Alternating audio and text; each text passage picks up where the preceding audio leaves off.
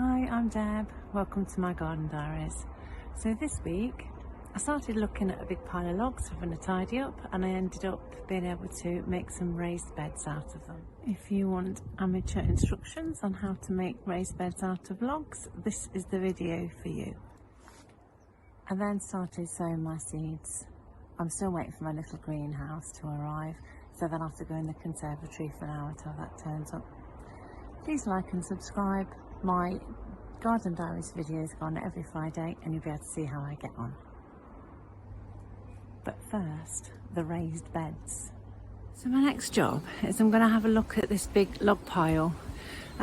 We had some trees chopped down a couple of years ago and we just chucked them on this pile to sort out at some stage, thinking there's a raised bit here and then the garden drops. I'll just show you the other side. Here. So we just put our old gate from the front drive there, but we put so many logs on there that it's pushed the gate over. And it did look quite nice from the front of the house, and it was nice and painted and there was lights on it. So what we want to do now is take some logs off, tidy that area up, and paint the gate, put the lights back on so it looks all nice again. And then the area under the tree, we're going to have, I'll show you, I'll go back again. When in the summer there's a gap, in fact there is now, look, it's blinding you. The sun shines through there and it's a beautiful hot spot, and we thought what a great little spot to put a hammock. Oh, sun's shining right in my eyes. Great little spot to put a hammock. So though it's just a dumping ground at the minute because we've moved everything off the patio,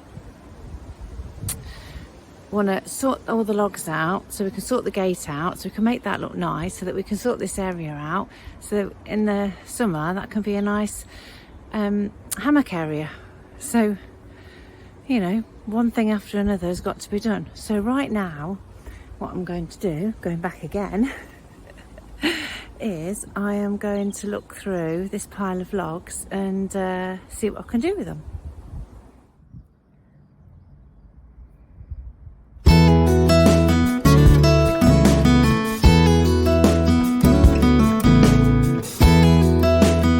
Excited, let me show you what I've done. So pulled all the logs out, cleared a load of ivy because the little monkey ivy was starting to creep up the tree, and if I've learned anything off the god that is Alan Titchmarsh, it's do not let ivy crawl up the tree. I remember that from years ago. It was starting to crawl up the tree, so I have pulled the ivy off there, pulled the ivy back, and I've left that pile of logs beautiful for all the wildlife to crawl underneath. There's a couple of pallets put there for now, which I can pile some pots on for now. Tree in a pot. Somebody gave me a tree in a pot. Just going to leave that and see what happens with that. And then I think the gate's going to be okay. I think now we've stood it up, but come and look. So this, I'd love to say this was my idea, but this was hubby's idea. He said, if the logs are okay, why don't you try? And I think they're going to be okay. So look at this.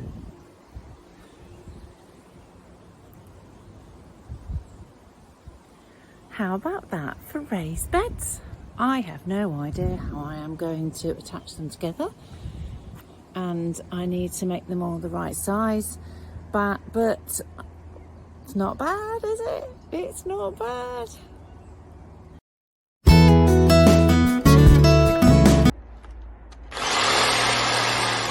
So, with hubby help, all the logs have been cut to the same size, and he's helped me make some stakes, and we are hitting the stakes into the corners like this. I'll just angle that so you can see. Hitting the stake into the corner. I'm going to put them into the corners so that the logs will have something to hold on to. So we'll knock that into the ground if I can get it in. Oh.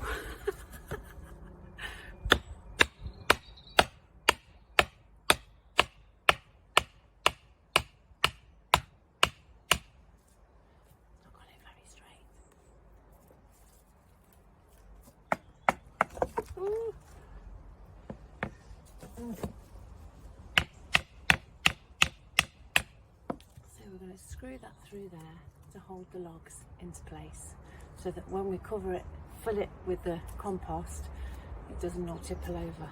That's the plan. Alfie, what are you doing? Are you stuck? Are you stuck?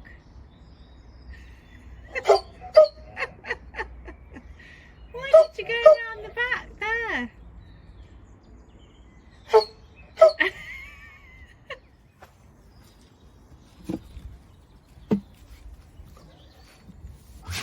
You alright now? He's alright now. So with a little bit of teamwork, we have 2 beds all ready to go. So the next thing is, I'm not going to dig the grass out. I watched a video for no dig gardens. You leave the grass in, you put a layer of cardboard, and then I'm going to put some bark that I've got left over from last year. Then I'm going to put my compost that I made over the winter. Then I'm going to put some new bags of peat-free compost on the top, and then I'll show you what I've done. Right, so I've just cardboarded the first one. The idea is that it stops any light, so it helps kill the weeds. So if you've got a cardboard box like this with a flap, you want to layer it so the weeds don't get through the flap. So that's completely covered. I've completely covered the grass, and now I'm gonna put the bark on top of it. Do make sure that you are not using glossy boxes, and make sure that you take all the plastic and all the tape off, because you do not want any plastic into your soil. And a thin layer of bark, but the only reason being is because I've done quite a high raised border. Wouldn't need to do that normally. It's just holding the cardboard down, because otherwise it would take a lot of compost. So why am I doing no dig? So the idea is that you just keep building up with the compost. You leave all the little worms and all the goodies underneath, and all the bacteria and all the bugs. And you don't disturb them. And you just constantly build on the top, because you don't want to disturb them underneath the soil, because every time you dig, you're disturbing them. So we don't want to disturb them, we just want to leave them. And we're just gonna keep adding our compost on the top. Plus, when you dig, you're letting all the carbon out, which is bad for the environment. So by me not digging in the garden, that's just doing my tiny little bit for carbon footprint.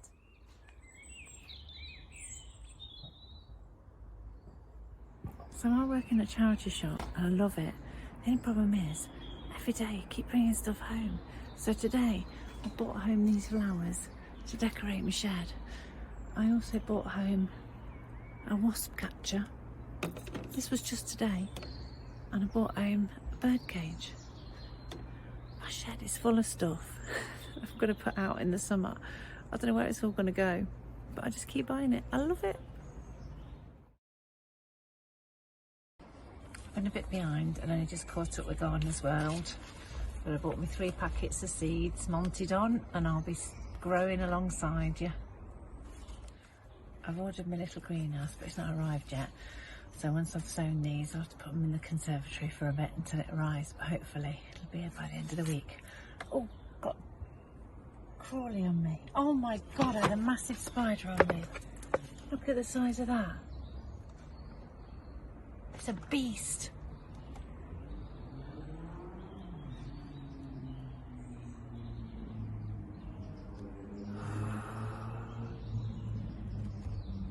Look at that beautiful sky behind me. Isn't that lovely? What time is it? It's so warm. 6:05. Wow. How lovely. It's still March. Beautiful. So nice. Right. Sow seeds. Do you remember Jeff Hamilton? I always remember him saying to open the seed packet over, because there was always some stuck in the corner. And sure enough, there's a few there, look. Get them last few in. There we go. And then I'll just put a little bit of compost on the top. We haven't got one of them fancy things like Monty Don has, just flatten it down. Just have to use my hand. Thank you for joining me on another week of Garden Diaries with Debs. I've enjoyed pottering around doing a few little jobs. I'll be glad when the patio is done and the men have gone and I can actually spend more time in the garden instead of waiting until the evening when they've actually gone home. The reason I speak so quietly is because both neighbours like being in the garden as well, and I don't want them to think I'm completely weird, constantly talking to myself, so I tend to whisper a bit. So that's the only reason why I'm so quiet. Anyway, thank you for joining me. Please like and subscribe, and happy gardening.